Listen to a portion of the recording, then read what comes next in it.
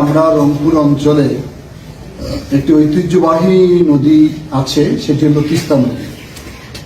এই ঐতিহ্যবাহী নদীটি দীর্ঘদিন বহমান ছিল।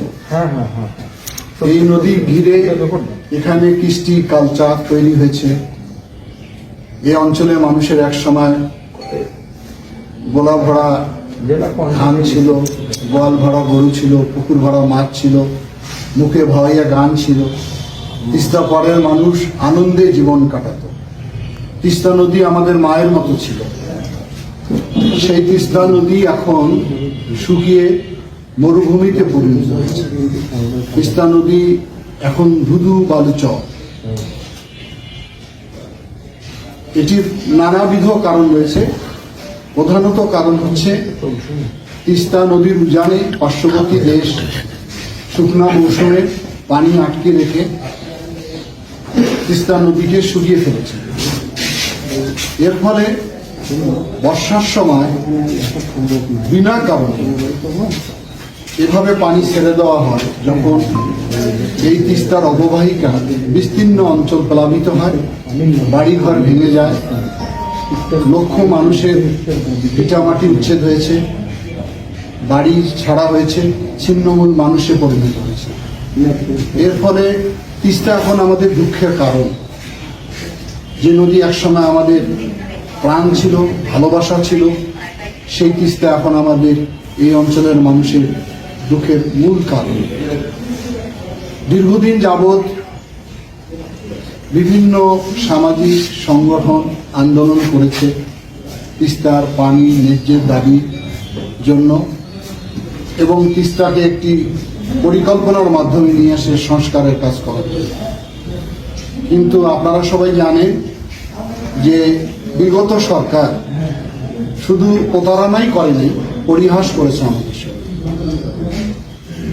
আমরা মাঝে মাঝে শুনি যে তিস্তা মহাপরিকল্পনা বাস্তবায়ন করা হবে, কিন্তু বাস্তবে সেটা কিছুই হয়নি।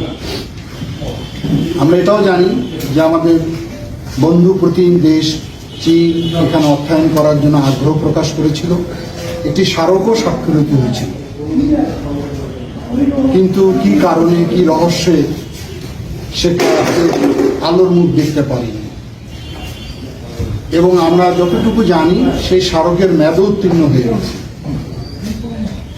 এই অঞ্চলের মানুষ আশায় বুক বেঁধেছিল যে তিস্তা নদীর যদি পরিকল্পনাটা বাস্তবায়ন হয়, তাহলে হারিয়ে যাওয়া ঐতিহ্য, জীবন জীবিকার মানুষ ফিরে পাবে, কর্মসংস্থান তৈরি হবে, এই অঞ্চলের কর্মচাঞ্চল্যতা তৈরি হবে।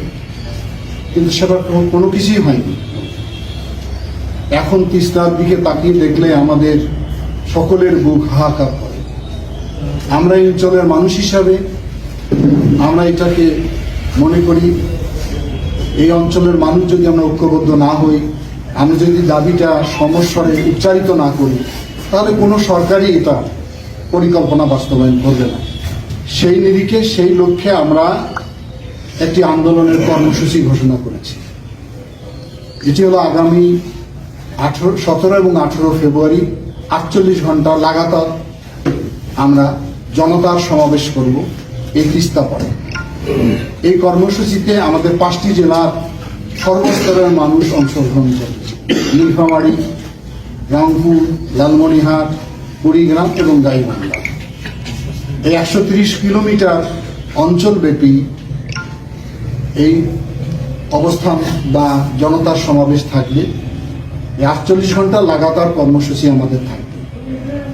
আমরা আহ্বান করি সর্বসাধারণকে, সর্বমানুষকে, যে তারা যাতে সবাই নিজ নিজ উদ্যোগে, নিজের প্রস্তুতি নিয়ে তারা এই আন্দোলনে অংশগ্রহণ করে। আমাদের দাবি পরিষ্কার, তিস্তার ন্যায্য যে দাবি আমাদের পানি, সে পানির হিস্সা আমরা চাই।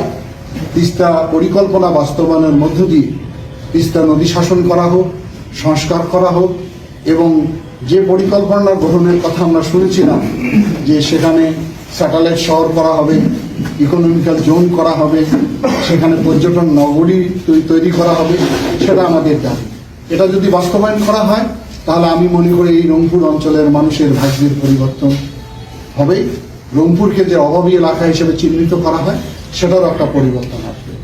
এটি কোনো ব্যক্তির দাবি নয়, এটি কোনো গোষ্ঠীর দাবি নয়, এটি কোনো ধর্মের দাবি নয়, এটি এই জনপদের দাবি, এটি কোনো রাজনৈতিক দলের দাবি নয়, এটি আপামর জনসাধারণের দাবি।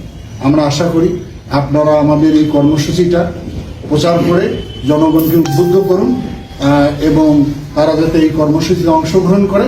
এবং সরকারের কাছে আমরা দাবি উত্থাপন করতে চাই, সরকার যাতে অতি শীঘ্রই তিস্তা পরিকল্পনা গ্রহণের মাধ্যমে এই হারিয়ে যাওয়া ঐতিহ্যটাকে ফিরিয়ে নিয়ে আসে। ধন্যবাদ।